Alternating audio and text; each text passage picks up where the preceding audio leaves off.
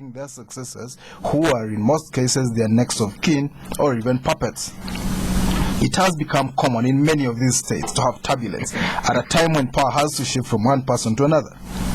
Uganda has never had a peaceful transfer of power, and after almost 27 years at the helm and just 1 year into a new 5-year term, President Museveni is being asked to name a successor or create space for a new leader to emerge. This has created a sharp division, with two contending sides on this matter emerging within his party. Kaberamaido County Mp Martin Drito suggests that leaders are afraid to leave because they fear being persecuted once out of office, and that they need assurance that they will not be touched for any shortcomings during their tenure when they retire. He says that leaders must have immunity while in office and even afterwards to encourage them to retire. However, there are others who say that only presidential term limits can facilitate a peaceful transfer of power and growth of democracy, since those in power know exactly when and how they will leave office. So tonight we ask, how can African states and Uganda in particular deal with the challenges noted above? Is it wise to groom your kinsman to succeed you as a national leader? Also, should concessions be made to encourage leaders to retire? And if so, what are some of these suggestions? Our guests tonight: Honorable Bettie, President of the Uganda Federal Alliance. You're most welcome, Honorable Kamya. Thank you, Edmond, and good evening, listeners. It's always a pleasure for me to be here. You're still in your first term, so term limits don't apply to you in your party. I even happen to think it's a very small debate. Oh, we'll talk about that probably. Honorable Dr Kenneth Omona, the controversial one, Kaberamaido County Mp, proponent of the Museveni 26th presidential candidature, commonly known as the fifth term. You're most welcome, Honorable Dr. Kenneth. Thank you, Edmond. Good evening, listeners, and glad to be here. We're also joined by Mr. Sammy, Gwada, Ogot, insightful analyst. He's a Pan-African political analyst working with the Citizens Coalition for Electoral Democracy. You're most welcome, Mr. Ogot. Thank you, and good evening, listeners. Mr. Ogot, why is it hard in Africa to see a peaceful transfer of power? Transfers, well, first of all, the issues that are historical. The concept of democracy was a rather new concept in Africa. Colonialism and most of the colonial nations that took over power or that colonized Africa were essentially monarchies, this particularly being Britain and Belgium. Later on, the initial post-independence African leaders who took over power essentially became life presidents. This trend was stopped, or largely came to a stop, in 1990 after the fall of the Iron Curtain, which enabled the continued stay in power to be based upon elections and democracy rather than alignment to the East or the West, what was then popularly known as the Cold War, which you sought support from either the Eastern Bloc or the Western Bloc. Now, with the fall of the Iron Curtain and the advent of popular democracy in Africa, we began to see more intense contributions to the choice of political leaders by the citizenry. We began to see the crystallization of electoral management bodies, in other words, electoral commissions as we popularly call them. We began to see better organized politics through political parties, and that became a process, and it is a process that has largely seen today the entrenchment of, say, the idea of term limits in nearly 36 African countries. This has enabled more and more transfer of power in peaceful and organized manner.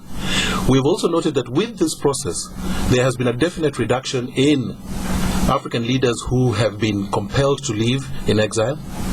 We have noted a definite decrease in the numbers of leaders who have been killed while in office, and we have also noted a dramatic decrease in the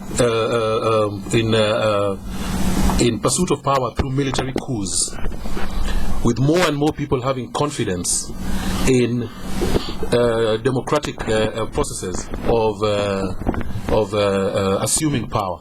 That has largely helped. Within the East African region, for example, you can talk about the transfers of power being occasioned through constitutional means. The issue of the example of Moi in Kenya. After 14 years, he negotiated for the introduction of term limits. They did not apply retrospectively, and he had 2 more terms. He started his term afresh after 14 years. So he actually ruled for 24 He ruled years. for 24 years, and he eventually handed over power in a smooth, in a peaceful manner. Likewise, we note the willing choice of Julius Nyerere in Tanzania. We have seen more and more countries go this way. We've seen Botswana go the same manner. Egypt has recently adopted it. We have seen Angola recently adopt term limits. And many other countries. Now there are about 36 that have adopted the same model, and it's growing. It's incremental. Its adoption is incremental. So there is nothing to complain about it. But each and every state has its own inherent circumstances that will determine the speed at which these things or such an idea is adopted. So we cannot, for example, say that what has happened in Kenya must of necessity happen in the next nation, or what has happened in Tanzania must of necessity happen, because each and every nation has its own set of circumstances that may differ and has certain trends that may not necessarily be uniform or may need to be adjusted in the cause of this work. Honorable Kamya, how can we ensure Uganda specifically gets a peaceful transfer of power one day? Well, largely I agree with Mr. Ogot for as far as the reasons that people hold on to power, or that they won't give up power so easily. I agree to the extent that yes, in Africa, the democracy as defined, but we had our own form of democracy, which I think, if I was to speak about, say, Uganda, which I know well, there's a lot of consensus. It's about consensus and democracy. And kings have been overthrown when they were. There are cases when people rose up against. Or even resigned. Mwanga said, "My people don't like me anymore," and he went into exile. So the democracy as defined in the European sense or the Western sense was not known in Africa. And then the big man syndrome, of course, that's how monarchies started in the first place. Someone gets the top seat and is given or assumes all the power in the land. Over centralization of power. When power is centralized, it creates an environment of a dictatorship, and that dictatorship perpetuates the wish to hold on to power, because it's the only one there and you are the one who has it, and you can do anything you want. So you imagine people still need you. I remember Gaddafi, in the last days, he was saying, the people of Libya, they love me. They're demonstrating on his behalf. That's and I think that he was sincere, for him he believed that the people loved him. He said, the people of Libya, they love me. He was saying, these Europeans don't know what they're talking about. Because he was convinced that since he was so powerful, he was a great leader, he's dispensing patronage. And bread was cheap in Libya. Bread was cheap, and good roads and things. He thought that that's what it was all about. But we must understand that the source of this self-importance or invincibility, anywhere, not just in politics, is when there's too much power. There's one power center or a few power centers. Take an example, for instance, of a chairman of LC1. I mean, the chairman of LC1 in his cell with his stamp. You can't sell anything, you can't buy anything, you can't locate or stay. Just the stamp of the chairman of LC1. And they know the chairman of LC1 that right now they are illegal. But they pretend not to know that. They hold on to their stamp, they hold on to power, they still use it, knowing very well that they can be challenged. But they still need it. So in one sentence, how do we get out of that? How we get out? We need to design a system. And by the way, to agree further with Mr. Ogot, the system that over-centralized power was deliberately designed to control and exploit. Okay. So when the same system that was passed on Actually, the Governor General was simply transformed to the President. And even the British did not give up power easily. It was wrestled from them, because they wanted it. It had been designed for control. So that same power that was handed from the governor to the president made the president behave like the governor, because that's how the power. So the answer is decentralization.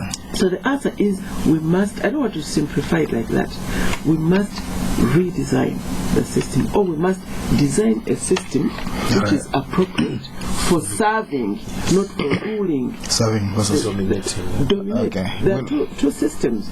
And back home, these people have a system designed to serve. But when they went to colonize, they designed a system to control and exploit. All right, we'll talk about that a little more in more detail later. Listeners, this is Special Radio 1 tonight.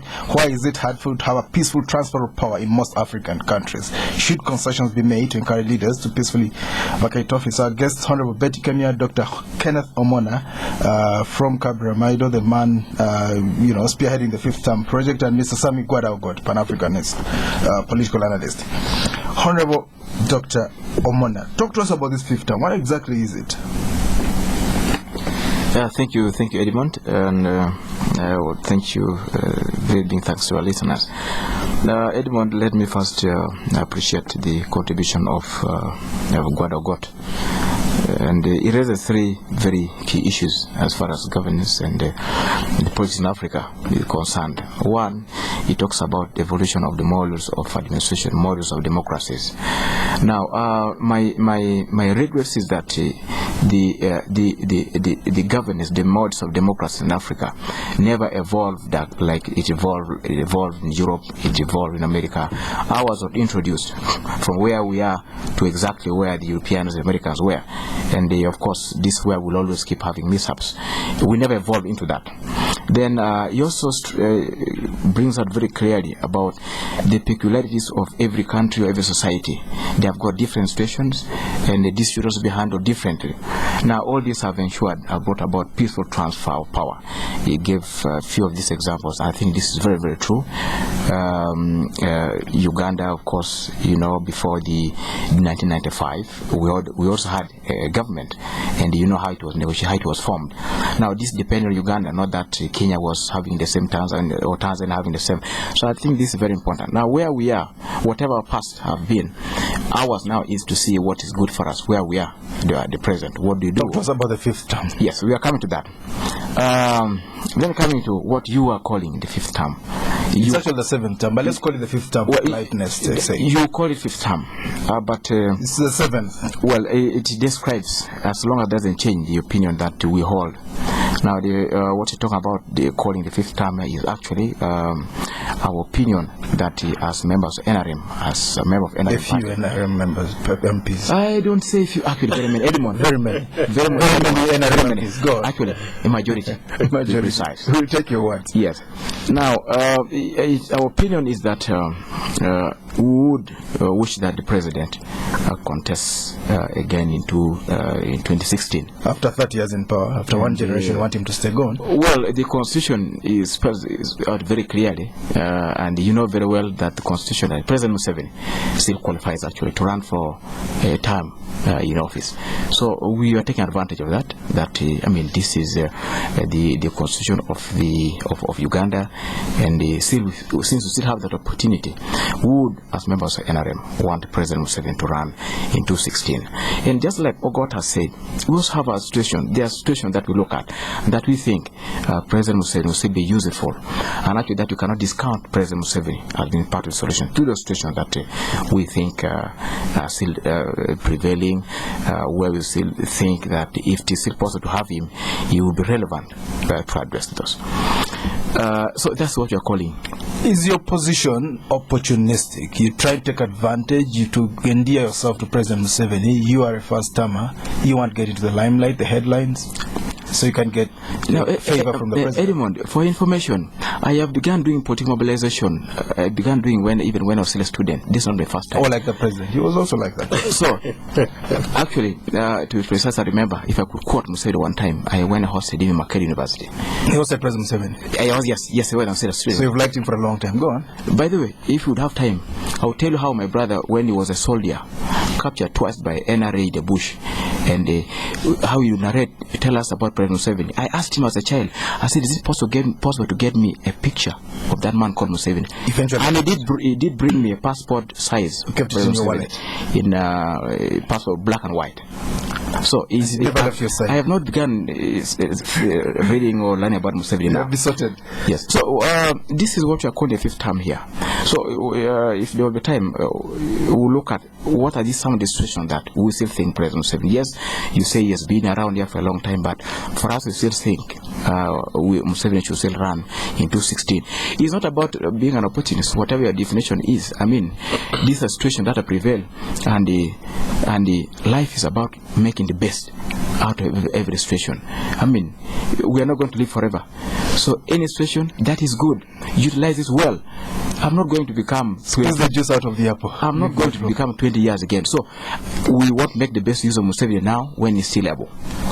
Let's jump a little bit, Mr. Gwada. We'll come back to the fifth term project. Of course, he's got very strong views and he speaks with conviction. He's a man who's loved the president so you have to give him his credit. Let's talk about something else briefly. How do you think, let's shine a torch into the future, how do you think Uganda's transition is likely to be managed? Museveni handing over power whenever?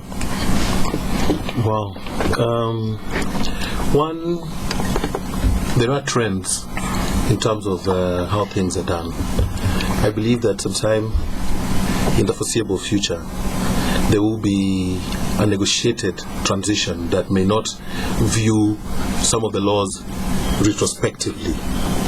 I am drawing my basis from examples of what is currently going on in Zimbabwe, where there is a referendum of whether to introduce term limits or not, and to give the president of Zimbabwe another option of 2 terms to run if he so wishes. Will he still be alive? Well, that is what is on the table. The MDC, both the factions of the MDC have agreed on this, and I think there is a referendum this month of September to determine the issue of term limits in Zimbabwe, and the possibility that the term limits extend to service commanders as well, so that 88, Robert Mugabe. Yeah, he's 88. And this is also based on the knowledge that term limits have not been applied retrospectively anywhere. It's normally a negotiated settlement in terms of the way forward. 2, I look at the trends across the East Africa region.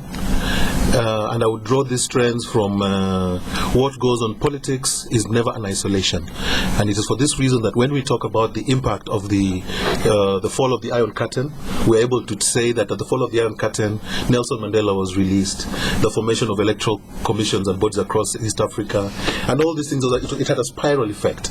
Now, across the world, this is one of the issues that is capturing the imagination of people, but it is being applied through constitutional reform so that it does not occur as a single item, but it occurs as an item, as the Honorable Kamya had said, that we will need to restructure or review the structures of governance.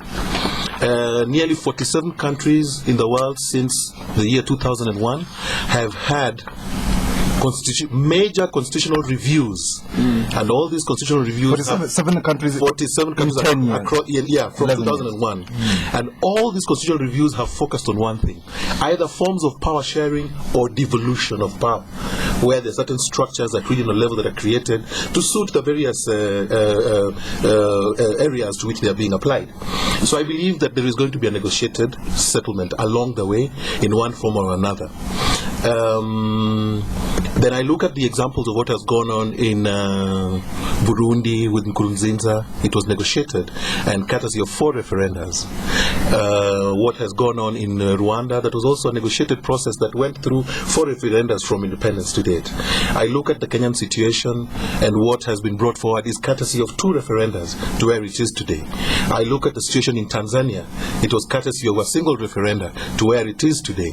And these are trends that are occurring, and even politics in Uganda, though it has its own inherent qualifications, it does not operate in isolation. So I see that more and more as a possibility. Secondly, what do you think could happen specifically to this? In our case, it will be negotiated from a point of one. There may be certain bills that may be passed in Parliament to review, one, whether there is a need for term limits and if it's acceptable or if it is able to be passed through Parliament. That is one. Two, there may be issues of immunity, but at certain levels from in view of the local order, the legal structures within the local area and international legal structures, because they're very clear about, say, what the Rome Statutes stand for. They're very clear that it's about the crime of genocide, it's about war crimes, it's about the crimes of aggression, and it's about there's one more, then the crime of genocide. So they are very clear, but all these are normally interfused with the local, and if there is anything that supersedes that, you would look at it. There are certain examples that I would wish to draw from. In January this year, the President Saleh of Yemen was compelled to sit and negotiate, but his was courtesy of a people's protest, and he negotiated a form of immunity. It eventually did not pass because of an international outcry, but there was a negotiated settlement for some form of amnesty. This year again, President Blaise Compaoré of Burkina Faso has also, through Parliament, given a blanket amnesty to himself and the last two presidents of Burkina Faso. Thirdly, the one that probably draws back a little was the one of President General Pinochet of Chile, who was there for about 19 years, became Commander-in-Chief after the acceptance of civilian rule in 1990, became Commander-in-Chief for about another 8 years, and then became Senator General.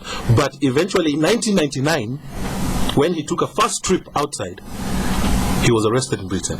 So there's various examples to learn from and draw lessons from in the course of this, but ultimately the process has been one of political negotiation. It has been one of a sense of compromise. I mean, because there are interests within the leadership today that will continue to impact on Uganda for a long time to come. And there are also interests that are outside of the leadership today that will continue to impact on Uganda for a long time. And in terms of leadership or a presidency is often a compromise of ethnic interests, it's a compromise of business interests, it's a compromise of international interests. There are so many interests that converge around the presidency, so that it's at no time becomes a simple idea of my choice or your choice, but a condensation of very, very many interests, and that's the way to look at it in terms of the future. This is Kaberamaido, and tonight, why is it hard to have a peaceful transfer of power in most African countries? Uganda has never had its own share. We're going for a break. When we come back, we'll talk about the proposed immunity for the president even after he leaves office. Does it make sense? Honorable Bettie Kamya will take us through that. We'll be back. Do stay tuned.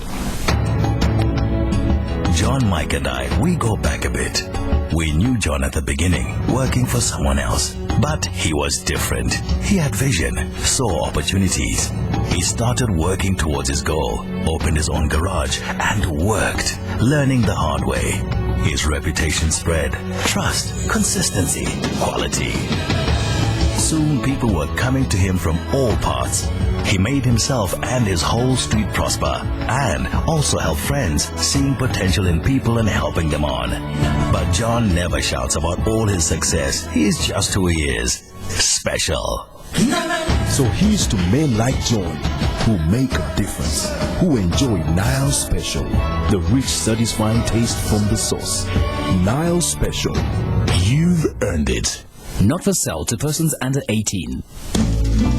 With ShopRite's lowest prices, you will get great savings on the widest range of back-to-school supplies like 2 dozen 48-page Pickfair F5 exercise books at 6,400 shillings only. 5-pack blue or black nice clear pens at 1,350 shillings only. And a dozen red and black Pickfair pencils at 1,000 shillings only. Offer valid until 9th September 2012. ShopRite. Lower prices you can trust, always.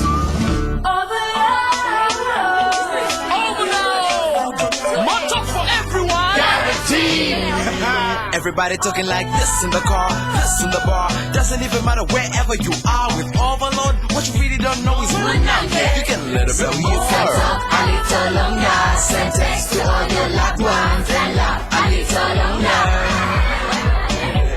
15% extra airtime guaranteed every time you load with MTN. Simply dial *145#. Get talking all day up to midnight with MTN Overload. MTN. Everywhere you go. Spectrum on Radio 1 FM 90. Welcome back on Spectrum tonight. Why is it hard to have a peaceful transfer of power in most African countries? Should concessions be made to encourage leaders to peacefully vacate office? Our guest tonight, Honorable Bettie, Kamya, President of the Uganda Federal Alliance. She advocates for decentralized power, weaker presidency than we have now. Honorable Dr Kenneth Omona, Kaberamaido County Mp, Proponent of the Museveni 2016 presidential candidature, commonly referred to as the fifth term project, and Mr. Sammy Gwada, a Pan-African political analyst working with the Senior Citizens Coalition for Electoral Democracy. We will be able to call in and contribute to this discussion. Honorable Kamya, do you agree with what is now being called the Drito therapy? Honorable Martin Drito says the president should be allowed immunity even after he leaves power. Is that something that would get some people persuaded to go home? Drito, if you look for it, you can try to understand where he's coming from.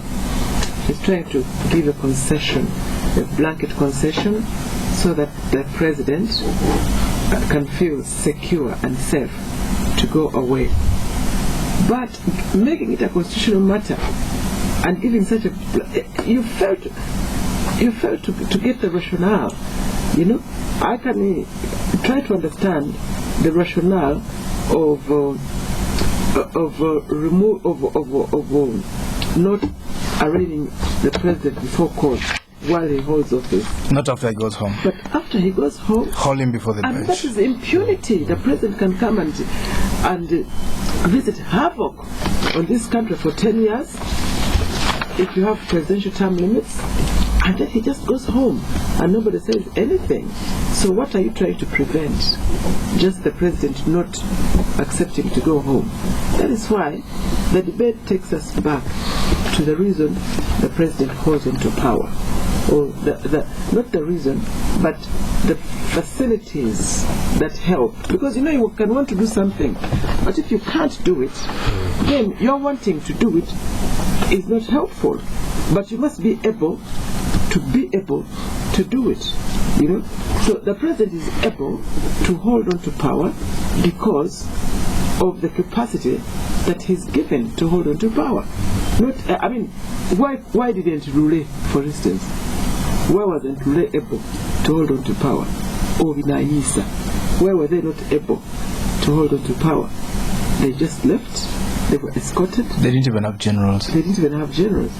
But Tito, the Okellos, they had to fight because they had something different from what Binaisa and Rule had. So we've got to look at what it is that makes it possible for people to hold on to power, and that's what you need to deal with. All right. Not to deal with their after, when they get out of power or while they're holding power. But the reason they're able to hold power, I think it's what we should be discussing. Of course, what you're raising underlines what you want the military. To compare them with those that give up power. You talk about the military credentials. Lule Binais, and neither of them was a soldier. Tito Kelota was a soldier. And many other things. Yeah, they didn't have the power. Really, they didn't have it because they were largely public. They didn't have a single AK-47. They didn't have anything.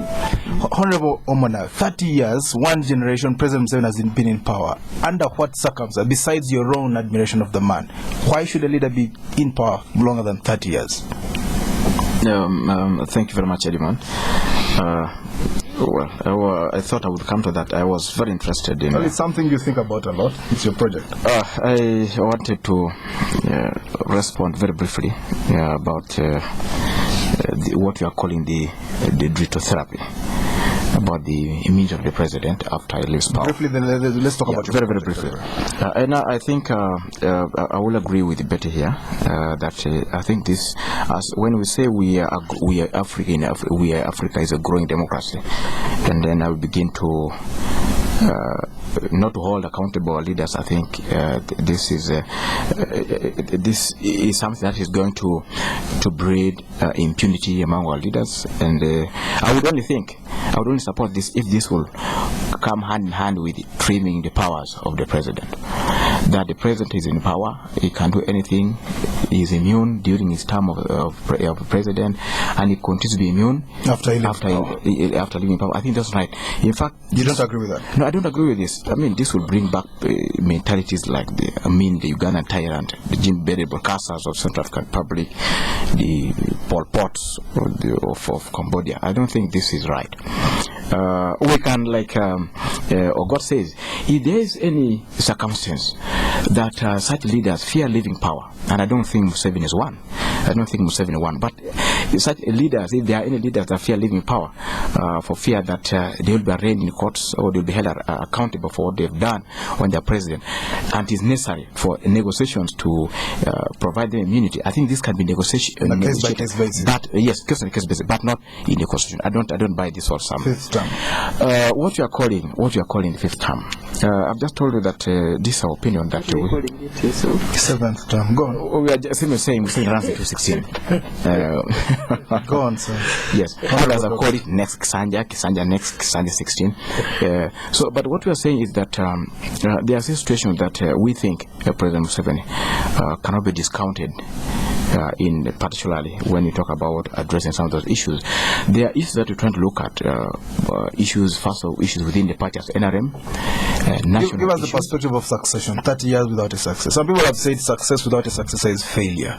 No, but you also know very well that President Museveni or any other human being is not immortal. However long he lives, at one point he will be replaced. So should you have a success and I also don't know where there is a law written anywhere which gives a maximum period that somebody should be president as long as the constitution allows. So when you say 30, I'm not read anywhere where Uganda says you should not go beyond 30 years. But I think what is very clear in the constitution is that there's an age limit of 75 years, and go on. And there is, of course, we don't have term limits at the moment. This was moved by Parliament, and if Uganda still think it is important, this should be debated, and if it is important to restore it, we should restore it. But particularly about President Museveni running in 2016, others say he has lived long and so on. But of course, longevity also comes with the experience. Well, there's also fatigue associated with that. But the situations that we are trying to look at here are multifaceted. I mean, we are looking at these are different perspectives. First of all, in a party as NRM, NRM as a party is still a very new party. Forget about the. Go on, sir. We're listening. Yes, NRM as a political party is still a new party compared to UPC and the Democratic Party. Now we are saying it is important. We still look at Museveni as the center of cohesion, the center of unity. Well, you can still be party chairman. Strength of the party. You can still be party chairman. He's been able to get another very well in all these elections that he has stood as presidential candidate for the NRM party. He has won for his elections. And now what you are trying to look at here is that as President Museveni plans to exit, he plans to hand over power, maybe after 2016, is that we now begin to build our party as NRM. I mean, recently we launched the construction of we launched the NRM house. I mean, we are very optimistic. The dream house. Yes, that dream house. We are optimistic that Museveni, with his very good abilities of mobilization for funds within the party members and others, we are able to, if we will be able to put up this building that we now call ours. I mean, it creates a sense of ownership, creates a sense of belonging.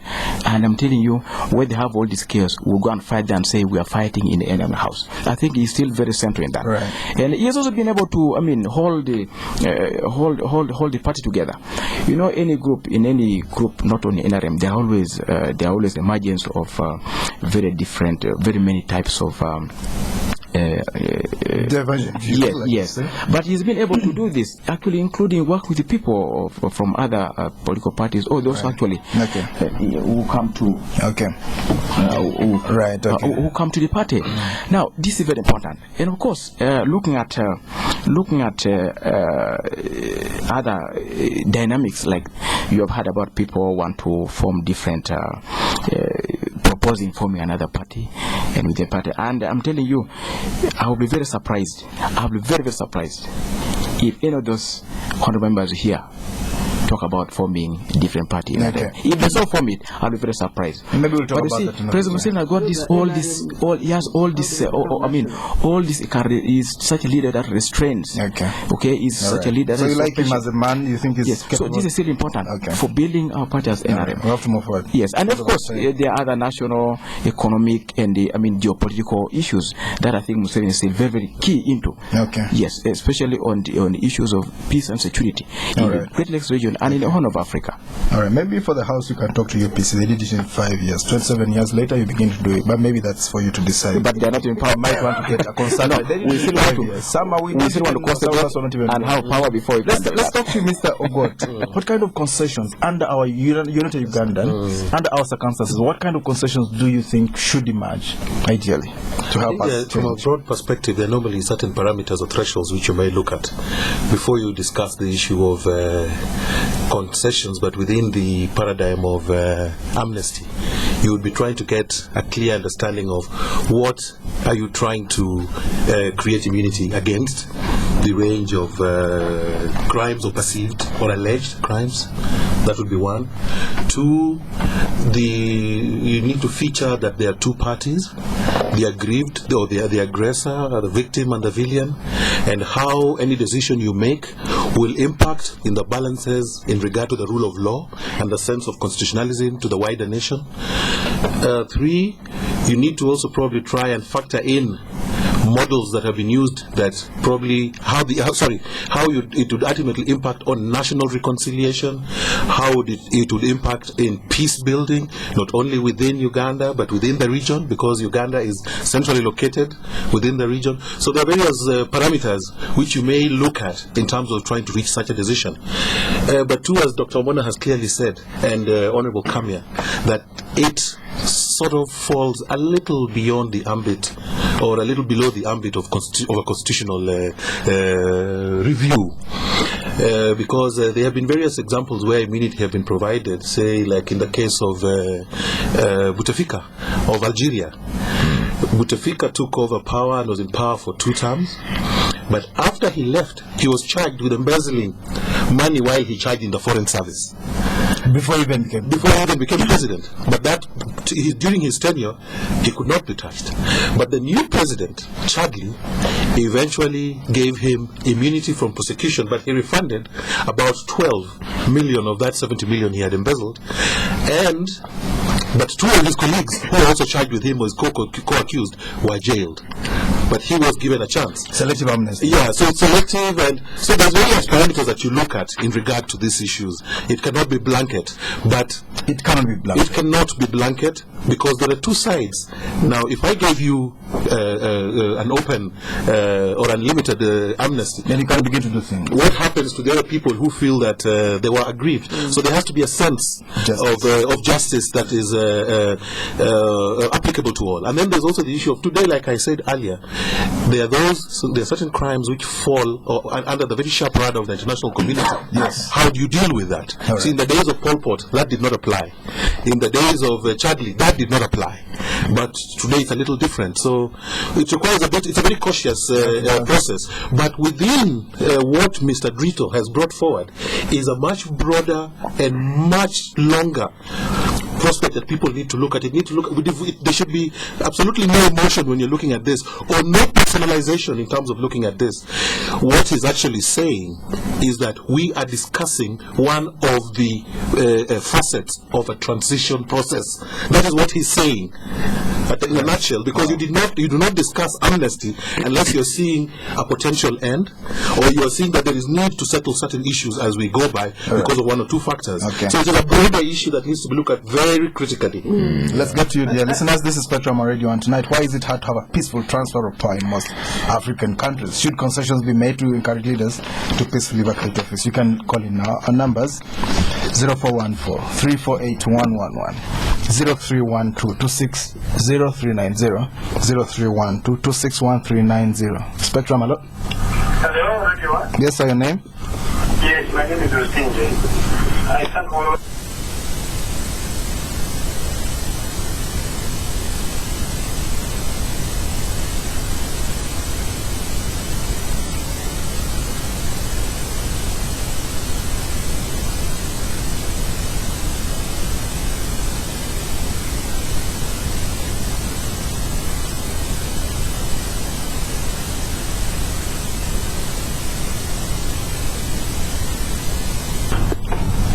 All right. Spectrum, hello. Hello. Yes, sir, your name? Yes, I'm Ruboa. It's from Kampala here.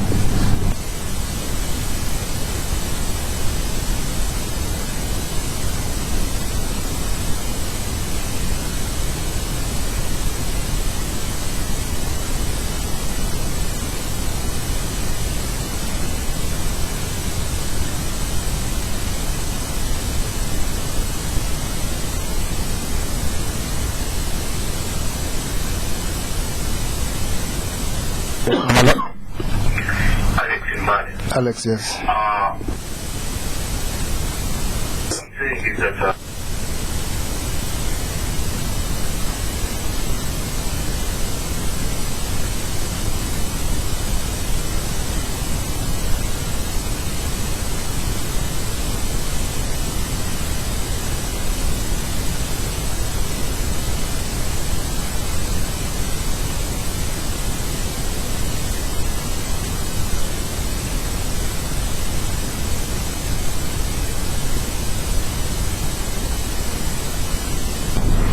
Spectrum, hello. Hello. Yes, sir, your name? My name is Gwada.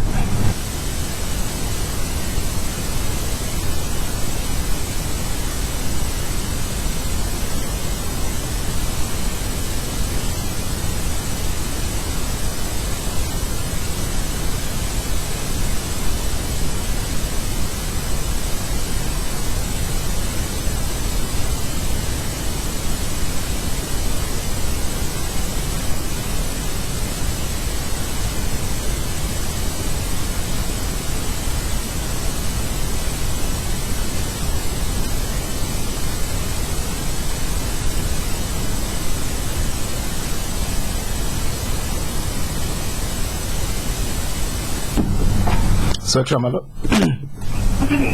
Good evening, my friend. Your name? I'm going from Uganda.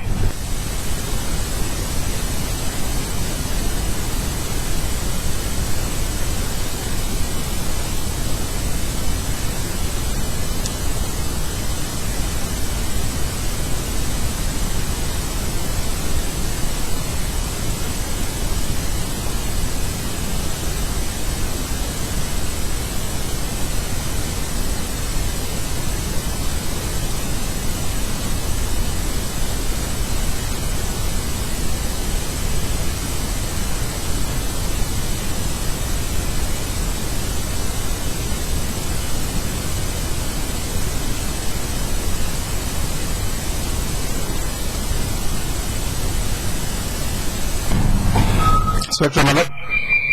Yes, sir, your name? Yes. I think we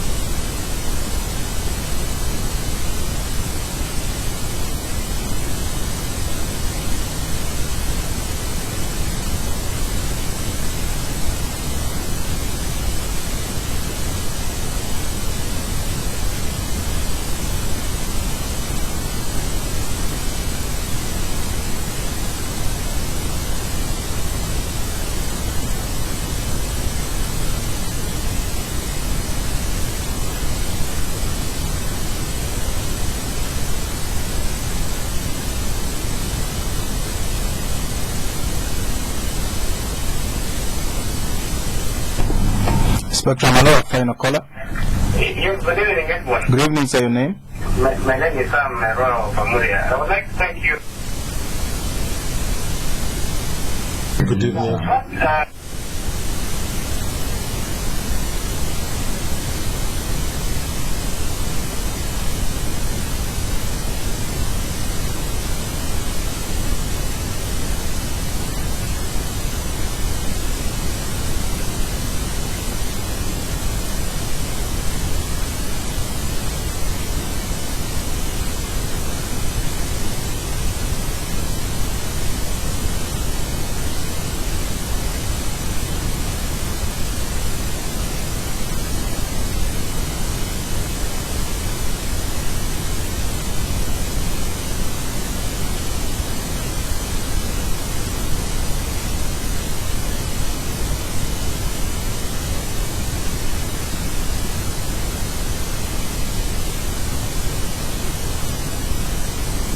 All right. Okay. How about Bettie, Kamya? I think that it's something that we need to look at also as a key factor in this development of our democracy. Is that there are two types of leaders that we can look at. One are those that gave up power willingly, like Nyerere, like Kaunda, not willingly, but when they were defeated, they gave up or they were arrested. Like Mandela, who did not seek a second term, like Moi. Those who, whether through defeat or willing to go, whether they left, their successors did not have the image of the pioneers, the liberators in quotes, these people. So the nation did not owe them anything. The nation did not owe them anything, and so they were a different generation of people. You said it rightly, whom the nation did not owe anything. But the others who think that the nation owed them, they liberated the country. They liberated the country from colonialism or from dictators. They had an image of a strong liberator, the strong man, father figure, that kind of thing. Where they did not live, then that's where you have problems. So there is a generation, there's something new that is coming, where those people decide to live or even die in office. Where they've died in office, like in Malawi, even Ethiopia, the next generation of people, if there isn't a power struggle after the death of this person, because he was so strong, the next people, there's no one strong enough to grab power in that way, and the next generation of Mrs. Banda and the new Prime Minister of Ethiopia do not fit in the old shoes. So the trend is getting better and better as we get rid of the old generation. Of course, in Kenya, we had Moi coming in as a weak leader. He later became a strong man in some people's words. Honorable Omona, talk to us. That is true. Thank you, Edmond. I want to thank the listeners who have managed to call in. And I think many of them were also touched about what you have called the digital therapy. But I think just like my colleagues here have said, it comes to the peculiarity of every country as far as this transition are concerned. The handing over power.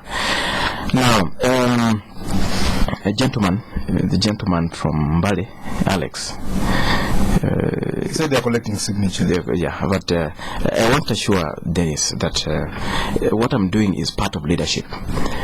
There must be people to provide leadership, and there must be people to share opinions with the people, and this is very important. And for information, I am following up a lot of the pledges in the manifesto of NRM in my constituency. And this 1 year, we have gone a long way. We have recorded very tremendous. So you're doing well in Kaberamaido. Very much so, and I won't tell Alex that maybe it will be on his signature. And actually, he will feel guilty about his own signature. So you're like rocking Kaberamaido. Not really, but I'm doing a work as a legislator, and that's what you're supposed to do. That's why I get time to share with the country. No. Share with the country, share with my people, share with those who mind to listen about some of these opinions. But let me say, maybe this did not come out very, very clearly. Why is Museveni grooming somebody for a successor for this last 30 or so years? You see, the situation of anarchy or monarchy doesn't exist in Uganda. Uganda is a democracy, and leadership emerge, take opportunities, convince the masses to take up these positions. So by saying Museveni appoints or grooms, I think this is very. You don't think he likes it as well? I think this is very, very petty. Museveni has provided a condition for grown leaders. I was at the medical school very recently, but here I am in Parliament also. Debating issues of national interest. All these are environments. These are all opportunities for growth. You know that you cannot become a president. I'm not a politician. If if you saw whole division, that is important for the country. You can be. So we have so many people who can come after Museveni. He's gone. But for now, we say Museveni is very important. That there are still very critical issues that we still think how Museveni from 2016 to 2021 is very, very key. Mr. Gwada. One is, I would like to close by expressing a lot of optimism in regard to a lot of issues that are going on. One is that governance and democracy debates issues are being discussed more and more and debated more and more, as opposed to the options of the earlier options of militaristic approaches. That in itself is a very positive. I think in Uganda we are among the best who are freely discussing this. Two, in Africa, there is a growing sense of constitutionalism, not only in Uganda but across Africa or across the region. Why do I say this?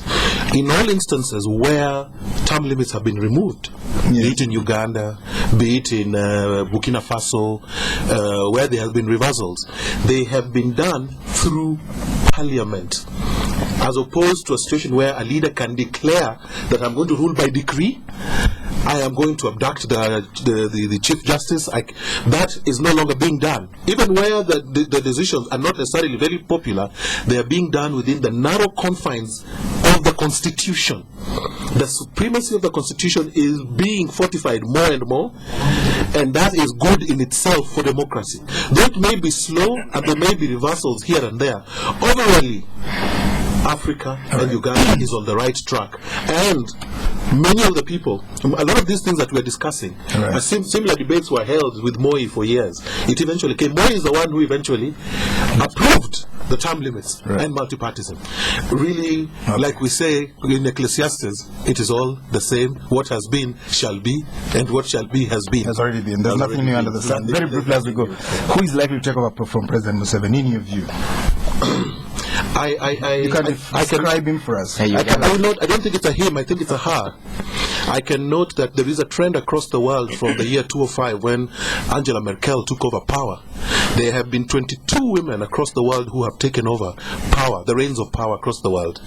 In what is it called? Switzerland and in Australia, the president, the prime minister, and the speakers are all women. In Kazakhstan, the woman took over through a people's revolution. Africa has a second female president. The head of the speakers of Kenya, Uganda, Uganda, Tanzania, and Rwanda are female. The chair of the AU is a woman. The head of ICC, Fatou Bensouda, is a woman. Time cuts us short. I think it's probably going to be a woman. We have to end here. Thank you very much, Honorable Bettie, President of the Uganda Federal Alliance. Honorable, we could be sitting in the same room with her right now without knowing. Honorable Dr. Kenneth Omona, Kaberamaido County Mp, Sammy, Gwada. Thank you for tuning in. I've been your host, Edmond. So Spectrum will be back tomorrow.